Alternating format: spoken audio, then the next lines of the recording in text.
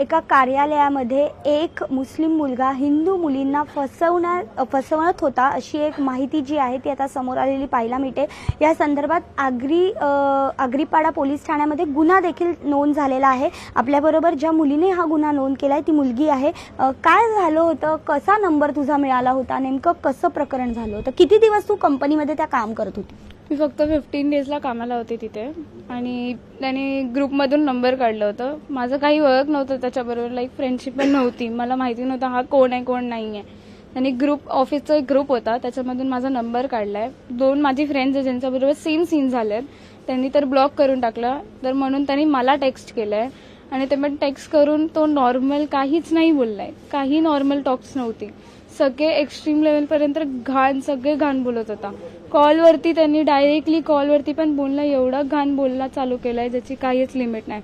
Prompt video वगैरे पाठवायचा तो मला हे पण बोललाय की बघ माझ्याच घरी आहे ना, माझ्या चाचाची जी वाईफ आहे ती 3 वाईफ आहेत, 2 मुस्लिम आहे आणि 1 हिंदू आहे, आम्ही त्यांना कधी रोकटोक नाही केली आहे, तर मग तुला पण आम्ही नाही करणार आहे रोकटोक, तर डोंट वरी, कास्ट वगैरेचा काही मॅटर नाही आहे ह्याच्यात। तो बोलला आहे डायरेक्टली चॅटमध्ये मेंशन केला आहे त्याने की है ना आजकल हिंदू लड़कियों को मुस्लिम लड़के ही पसंद आते हैं और मेरी काफी हिंदू लड़कियां गर्लफ्रेंड रह चुकी है।